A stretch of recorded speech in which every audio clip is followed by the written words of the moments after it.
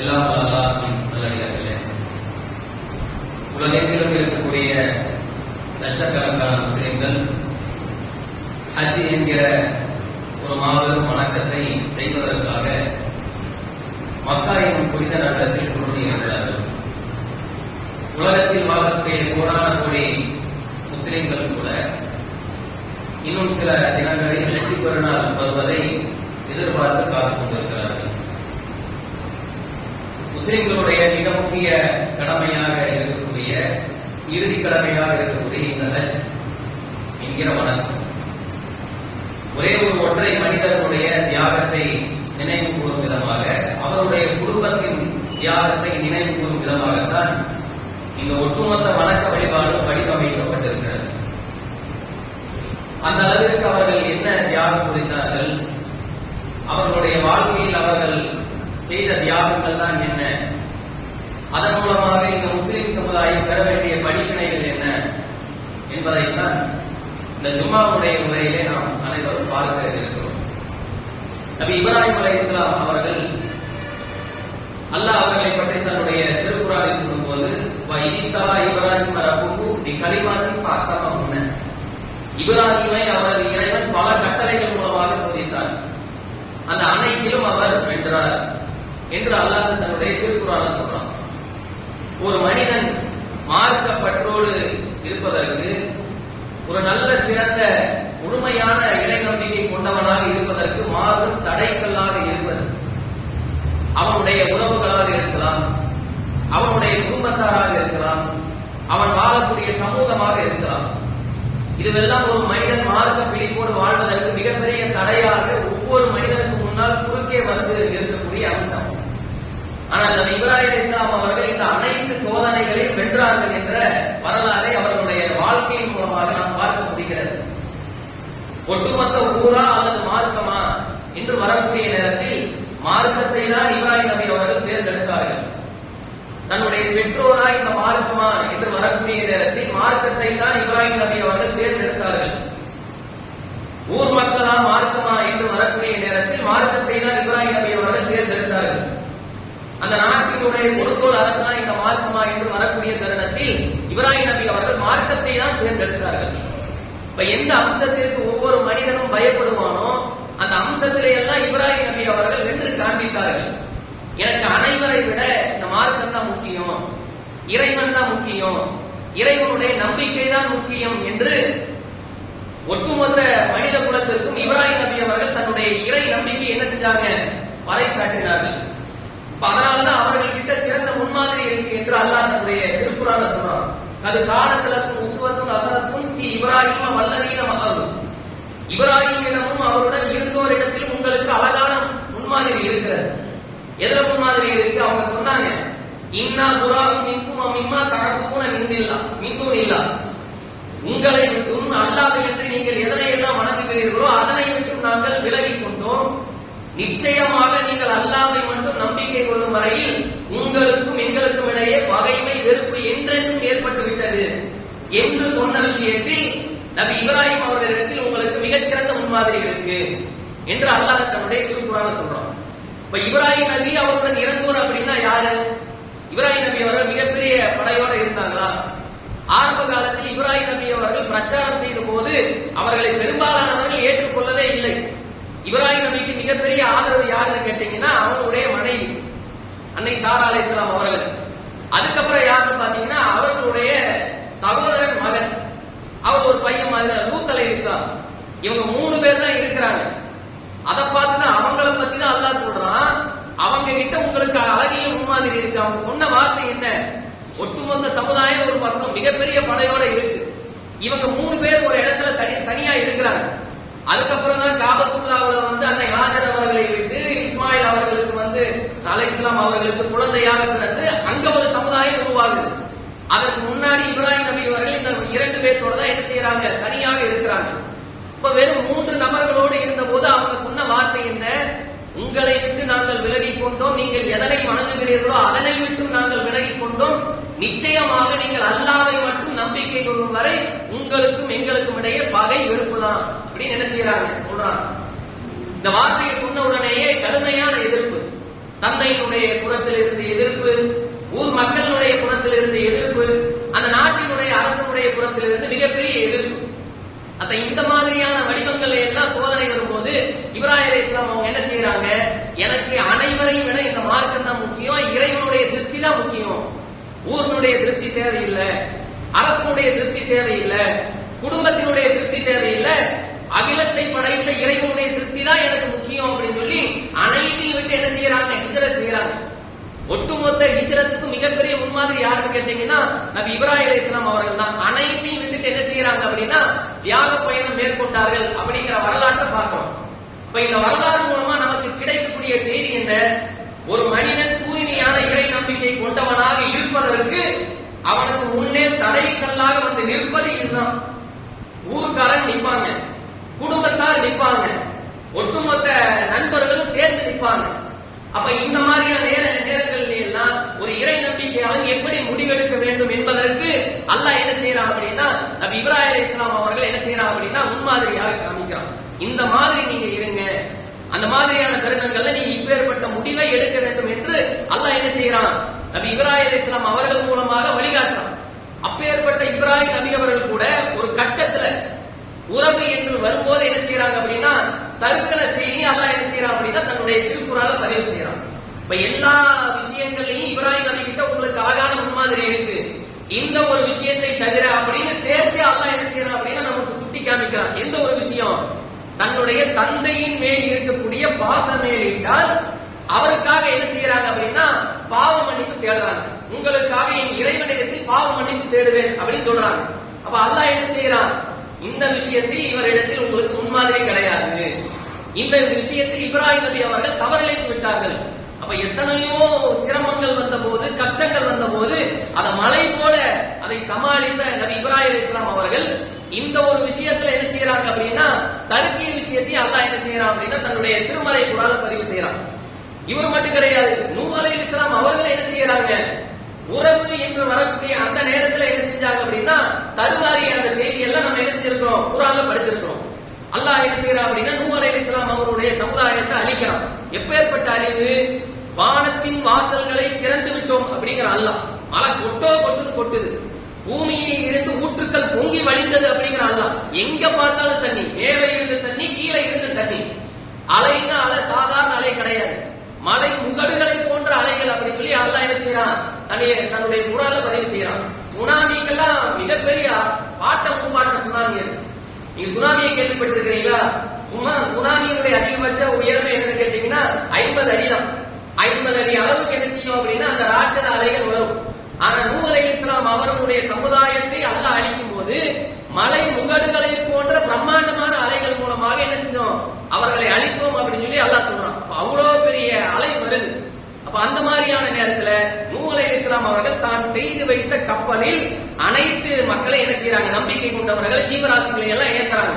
இப்ப இந்த மாதிரியான நேரத்துல அப்படியே மிதக்கக்கூடிய அந்த கடல் அலைகளில் நூஹ் அலைஹிஸ்ஸலாம் அவங்களுடைய கப்பல் மிதக்குது.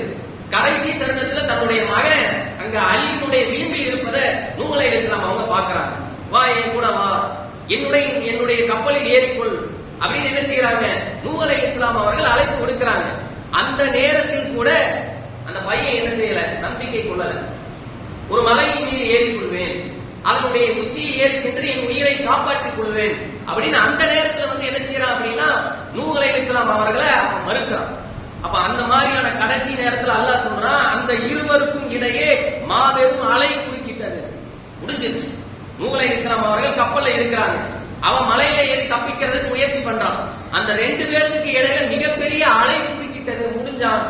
நூஹ் அலைஹிஸ்ஸலாம் அவங்களுடைய பையன் கதை முடிந்தது அப்படின்னு அல்லாஹ் என்ன செய்யறான், தன்னுடைய திருக்குறான்ல சொல்றான். அப்ப அந்த கடைசி நேரத்துல நூஹ் அலைஹிஸ்ஸலாம் அவர்கள் அல்லாஹ்வை பார்த்து வைத்த கோரிக்கை, என்னுடைய இறைவா என் மகன் அப்படின்னு சொல்லி என்ன செய்யறாங்க, நூஹ் அலைஹிஸ்ஸலாம் சொல்றாங்க.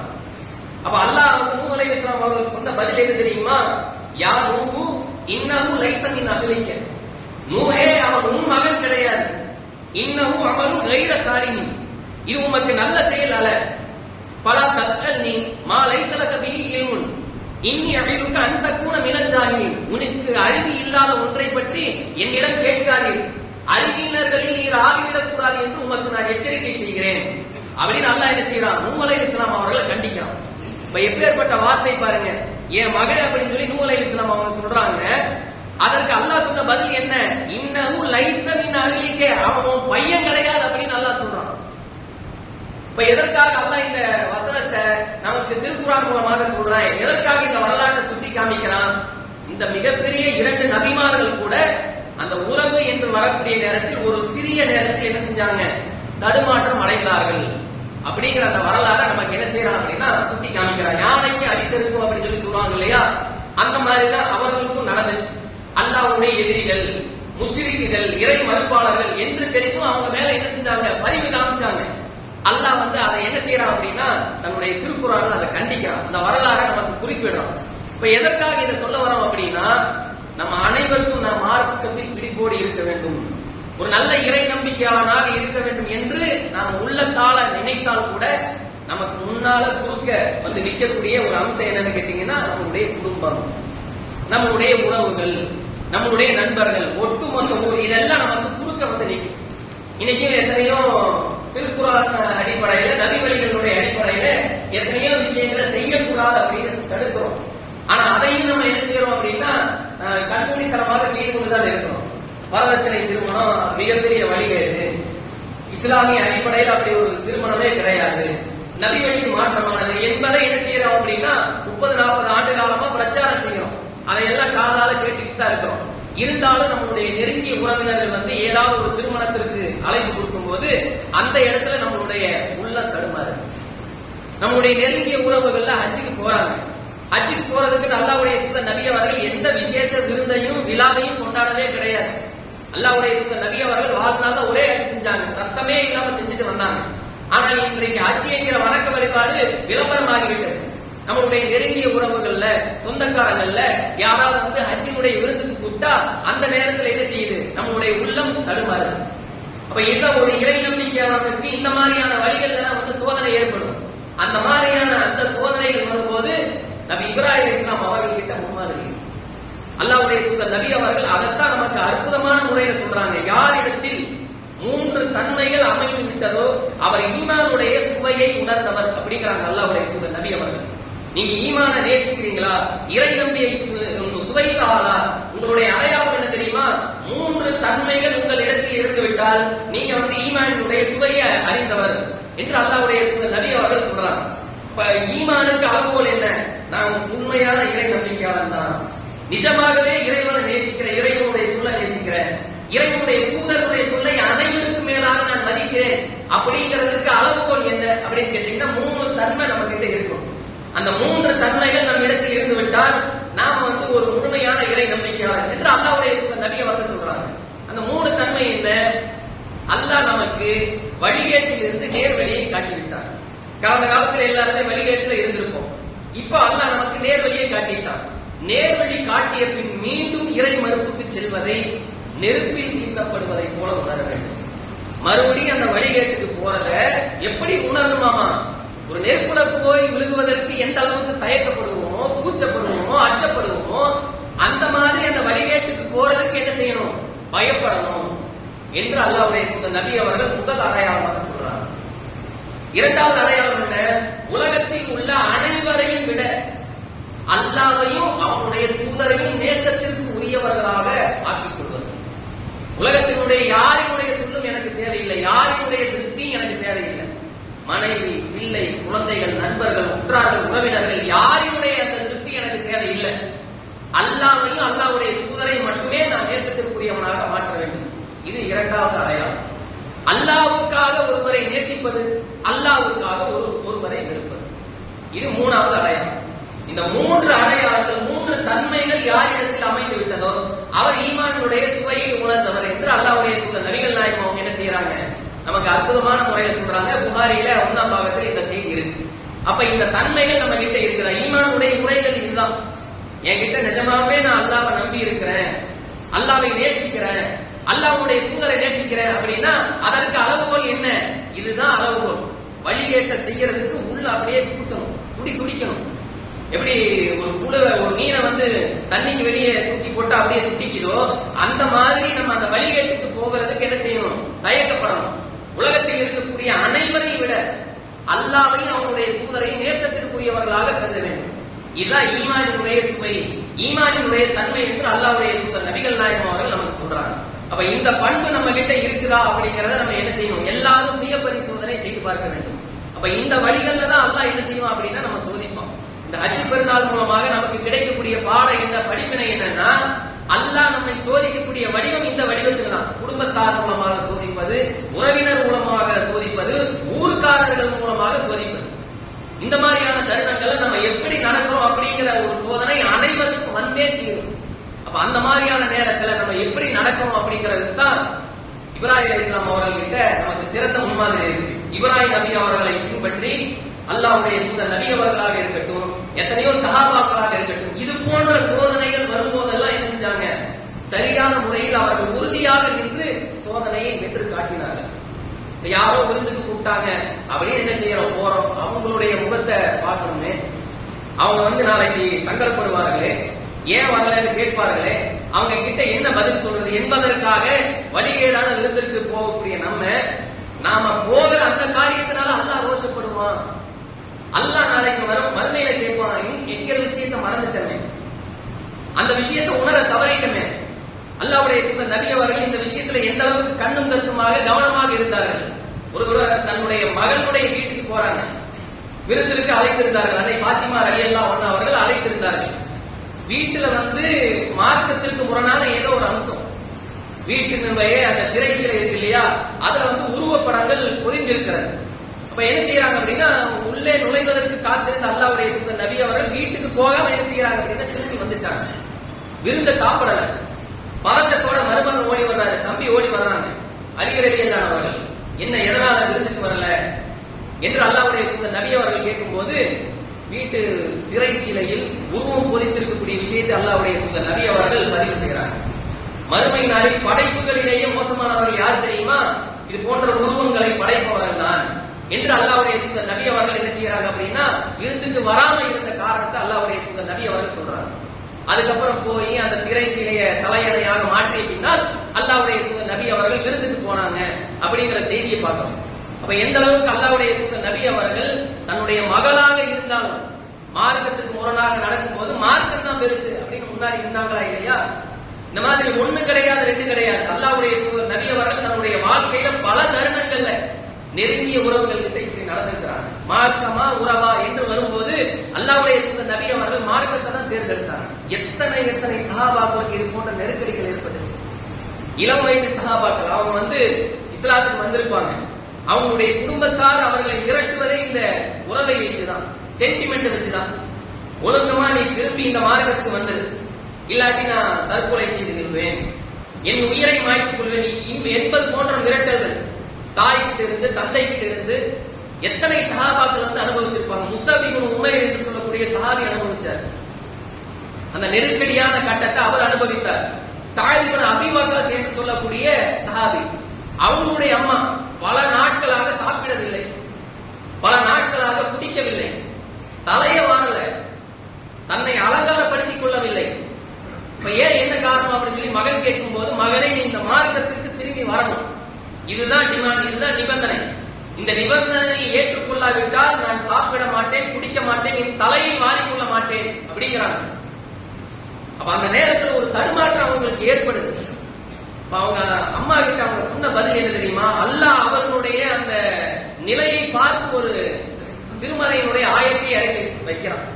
வஸைனல் இன்சானி வாலிதைஹி ஹுஸ்னா, மனிதனுக்கு அவனுடைய பெற்றோரை குறித்து வலியுறுத்தியுள்ளோம், பெற்றோரை பேணணும்.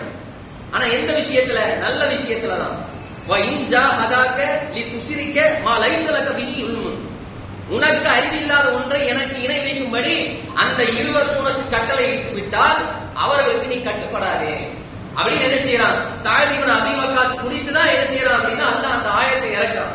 இந்த ஆயத்தை இறக்கின உடனேயே தன்னுடைய தாய் கிட்ட போய் அவங்க சொன்ன வார்த்தை, என்னுடைய தாயே, ஒரு முறை அல்ல, 2 முறை அல்ல, 100 முறை நீ உயிரை மாய்த்து கொண்டு பிறகு நீ உயிர்த்து எழுந்து வந்தாலும் நான் இந்த மார்க்கத்தை விட்டு திரும்ப மாட்டேன், இஸ்லாத்தை விட்டு நான் வரமாட்டேன் அப்படின்னு என்ன செய்யறாங்க அப்படின்னா தன்னுடைய தாயார் கிட்ட சொல்றாங்க.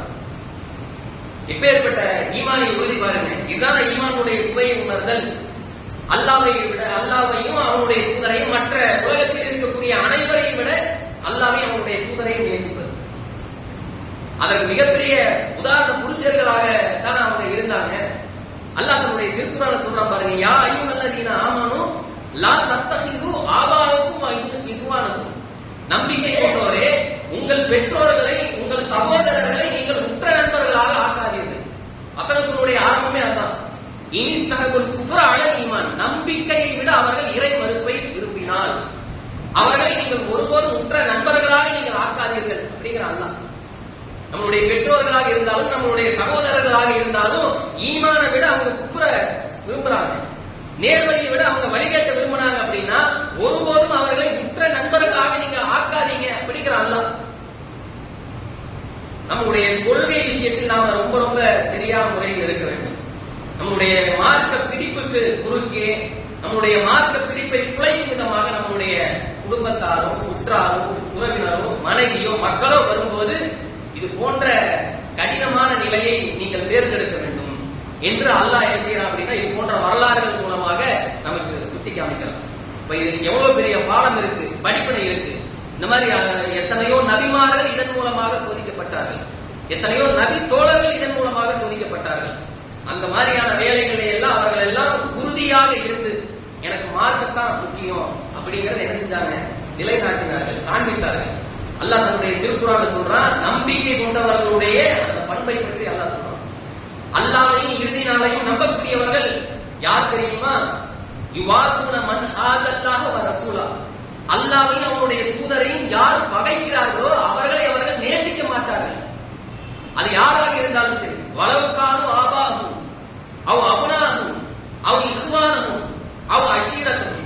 அது தங்கள் பெற்றோராக இருந்தாலும் சரி, தங்கள் பிள்ளைகளாக இருந்தாலும் சரி, தங்கள் சகோதரர்களாக இருந்தாலும் சரி, தங்கள் குடும்பத்தினராக இருந்தாலும் சரி, அல்லாஹ்வையும் அவனுடைய தூதரையும் பகைச்சிட்டாங்க அப்படின்னா அவர்கள் நேசிக்க மாட்டார்கள்.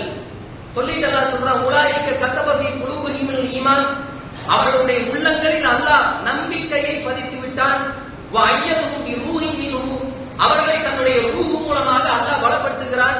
வ யுத்ஹிலுஹும் ஜன்னாத்தின் தஜ்ரி மின் தஹ்திஹல் அன்ஹார் காலிதீன ஃபீஹா. இவர்களைத்தான் அல்லாஹ் சொர்க்கச் சோலையில் நுழையச் செய்வான்.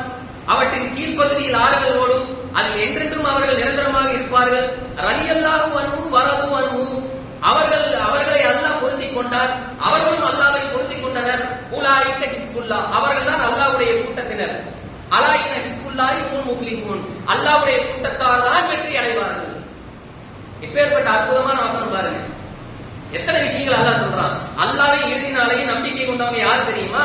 யாரெல்லாம் அல்லாஹ்வுக்கு அவனுடைய தூதருக்கு எதிரிகளாக இருக்கிறாங்களோ, அவனுடைய சொல்லுக்கு மாற்றமாக நடக்கிறார்களோ அவர்களை அவர்கள் நேசிக்க மாட்டார்கள். ஊரை விட உறவை விட எனக்கு அல்லாஹ் தான் பெருசு அப்படின்னு சொல்லி தனிச்சு நிற்பான்.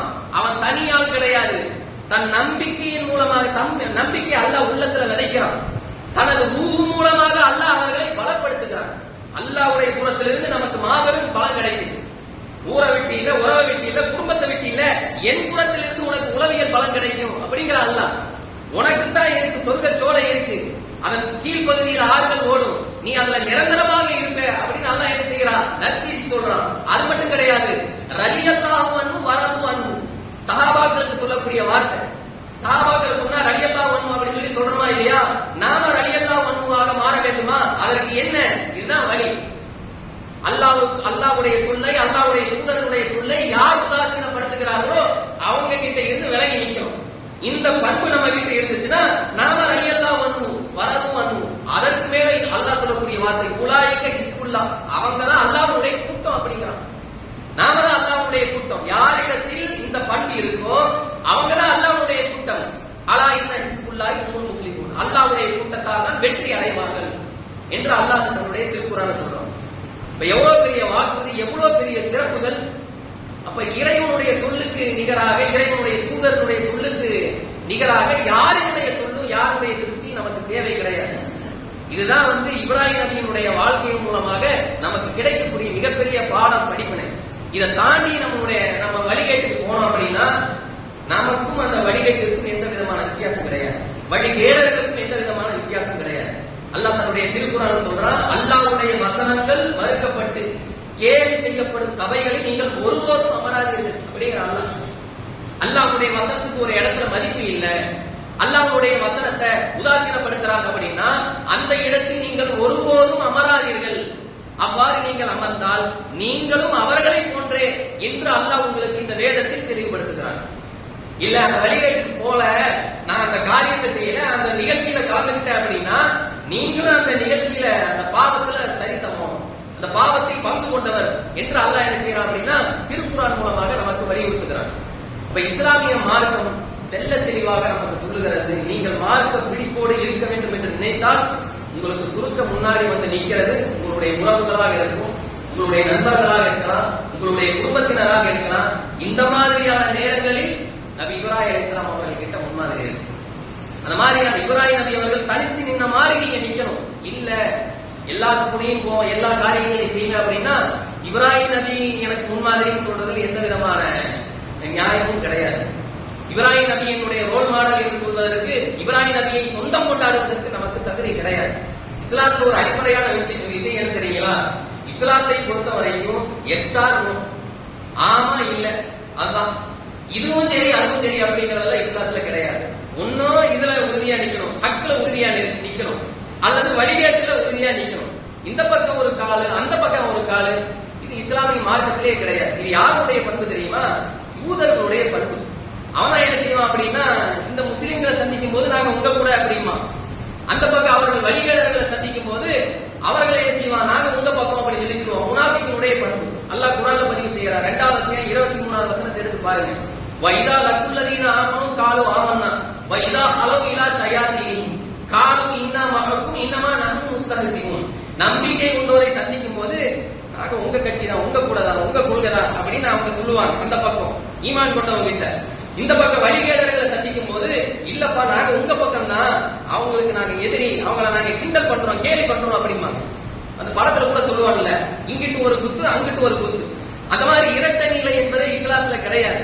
ஒன்னும் ஹக்ல உறுதியா இருக்கும், இல்லாட்டி வழிகேட்டுல உறுதியா இருக்கும். இஸ்லாமிய மார்க்கு இதைத்தான் நம்மளுக்கு போதிக்கிற ஒழிய அங்கேயும் போவேன் இங்கேயும் போவேன், அதுலயும் கலந்துக்குவேன் இதுலயும் கலந்துக்குவேன் அப்படின்னா நாம எப்படி இப்ராஹிம் நபியினுடைய வாரிசா இருக்க முடியும்? இப்ராஹிம் நபிக்கு நம்ம எப்படி சொந்தம் கொண்டாட முடியும்? இப்ராஹிம் நபியினுடைய செய்தி எது? நேர்வழியில உறுதியா நின்னாங்க, அதான் இப்ராஹிம் நபியினுடைய செய்தி. அப்ப அதற்கு குறுக்க யாரெல்லாம் வந்தாங்களோ அவர்கள் எல்லாம் எனக்கு பெரிது கிடையாது என்பதனாலதான் இன்னைக்கு இப்ராஹிம் நபி 5000 ஆண்டுகளுக்கு பின்னாடி வரைக்கும் தலைமையில தூக்கி வச்சு கொண்டாடணும். இப்ப நாம எல்லாம் இப்ராஹிம் நபியினுடைய வாரிசுகள் என்று சொல்லணும் அப்படின்னா நம்ம கிட்ட இந்த பண்பு வேணும். அல்லாஹ்வுடைய தூதர் நபி அவர்களுக்கு அல்லாஹ் சொல்றான், உண்மை வழியில் நின்ற இப்ராஹிமின் மார்க்கத்தை புறக்கணிப்பவனை விட அநீதி இழைத்தவன் யார் அப்படின்னு அல்லாஹ் கேட்கிறான். இப்ராஹிம் நபியினுடைய வழியை புறக்கணிச்சவனை விட அநியாயக்காரன் வேற யாருமே கிடையாது. அந்த அளவுக்கு இப்ராஹிம் நபியினுடைய வழியை அல்லாஹ் தன்னுடைய தூதருக்கு பின்பற்ற சொல்றான். அல்லாஹ்வுடைய தூதர் முகமது நபி ஸல்லல்லாஹு அலைஹி வஸல்லம் அவர்களுக்கு, நபியே இப்ராஹிம் கிட்ட உங்களுக்கு முன்மாதிரி இருக்கு, அவருடைய அந்த பாதை தான் புத்திசாலிகளுடைய பாதை என்று அல்லாஹ் என்ன செய்யறான் அப்படின்னா தன்னுடைய திருக்குர்ஆன்ல நபி அவர்களுக்கு உபதேசம் செய்யறான். நம்முடைய வாழ்க்கையில் நாம் இறை நம்பிக்கையாளர்களாக, முழுமையான இறை நம்பிக்கையாளர்களாக மாற வேண்டும் என்றால் நமக்கு குறுக்கே இது போன்ற அந்த அம்சங்கள் எல்லாம் வந்து நிற்கும். அந்த மாதிரியான தருணங்கள்ல இப்ராஹிம் நபி அவர்கள் எடுத்த முடிவை போன்று நாம் எடுத்தோம் அப்படின்னா கண்டிப்பாக நம்மளுக்கு வறுமை நல்ல மிகப்பெரிய வெற்றி கிடைக்கும். அதைத்தான் அல்லாஹ் வாக்குறுதியா சொல்றான். அல்லாஹ்வையும் அவனுடைய தூதரையும் யாரெல்லாம் பகைக்கிறார்களோ அவர்களை இவர்கள் நேசிக்க மாட்டார்கள். உண்மையான நம்பிக்கை கொண்டவர்கள் நேசிக்க மாட்டார்கள். அவங்க தான் அல்லாஹ்வுடைய கூட்டம், அவர்களுக்கு தான் வெற்றி இருக்கிறது என்று அல்லாஹ் தன்னுடைய திருக்குர்ஆன்ல சொல்றான். எனவே இதனுடைய அடிப்படையில் இஸ்லாமிய மார்க்கத்தில் உறுதியாக இருந்து இஸ்லாமினுடைய கலாச்சாரத்தை, இஸ்லாமினுடைய வழிபாட்டை மட்டும் பின்பற்றி வாழக்கூடிய நல்ல மக்களாக அல்லாஹ் நம் அனைவரையும் மாற்றிடுவாங்க. அஸ்ஸலாமு அலைக்கும்.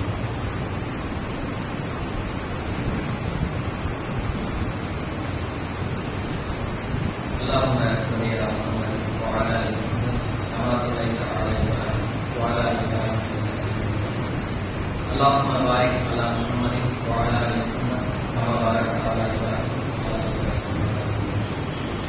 கண்ணியத்திற்குரிய எல்லாம் அல்லாஹ்வின் நல்லடியார்களே, துல்ஹஜ் மாத பிறையை பார்த்த அடிப்படையில் இன்ஷா அல்லாஹ் வருகிற ஞாயிறு துல்ஹஜ் மாதத்தினுடைய 9ஆம் நாள், துல்ஹஜ் மாதத்தினுடைய 9ஆம் நாள் நோன்பு வைக்க வேண்டும் என்று அல்லாஹ்வுடைய நபி அவர்கள் நமக்கு கட்டளையிட்டுள்ளார்கள். இந்த நோன்பிற்கு ஒரு அடையாள பெயர், அரஃபா என்கிற ஒரு அடையாள பெயர் இருக்கிறது. இது காரண பெயர் கிடையாது. இந்த நோன்புக்கு அல்லாஹ்வுடைய நபி அவர்கள் சொல்லும்போது துல்ஹஜ் மாதத்தினுடைய 9வது நாள் அப்படின்னு தான் சொல்றாங்க. காரண பெயர் கிடையாது, அடையாள பெயர். ஆட்சிகள் ஹஜ்ஜுக்கு துல்ஹஜ் மாதத்தினுடைய 9வது நாள் அரஃபா என்கிற பெருவெளியில கூடுவாங்க. அப்ப அந்த துல்ஹஜ் 9வது நாளை யாரெல்லாம் உலகத்தில் இருக்கக்கூடிய முஸ்லிம்கள் அடைந்தால் அவர்கள் நோன்பு வைக்கணும். அதனால ஒரு அடையாள பெயராக அது வந்ததை ஒழிய காரண பெயர் கிடையாது. எனவே இந்த துல்ஹஜ் மாதத்தினுடைய 9ஆம் நாள் உலகத்தில் இருக்கக்கூடிய அனைத்து முஸ்லிம்களும் நம்ம நோன்பு வைக்கணும். இந்த நோன்பினுடைய நன்மையை அல்லாஹ்வுடைய நபி அவர்கள் சொல்றாங்க. கடந்த ஆண்டு, எதிர்வரக்கூடிய ஆண்டு, இந்த 2 ஆண்டினுடைய சிறு பாவங்களுடைய பரிகாரம் அப்படின்னு சொல்லி சொல்றாங்க. நம்ம சமகாலத்தில் வாழக்கூடிய எத்தனையோ முஸ்லிம்கள் எத்தனையோ விதத்தான நோன்புகளை எல்லாம் வைக்கிறாங்க. மிஹராஜ் நோன்பு அப்படின்னு வைக்கிறாங்க, பராத் நோன்பு அப்படின்னு சொல்லி வைக்கிறாங்க. மார்க்கத்தில் காட்டித்தரப்படாத எத்தனையோ நோன்புகளை எல்லாம் வைக்கிறாங்க. அதனால எந்த விதமான நன்மையும் கிடையாது.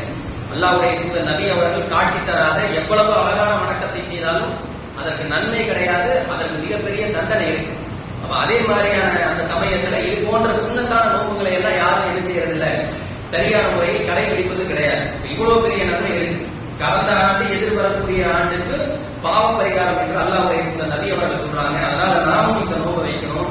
நமக்கு தெரிந்தவர்களுக்கும் இந்த நோன்பை அறிமுகப்படுத்த வேண்டும். அது நம்முடைய குடும்பத்தாரா இருக்கலாம், உறவினர்களா இருக்கலாம், நண்பர்களா இருக்கலாம்.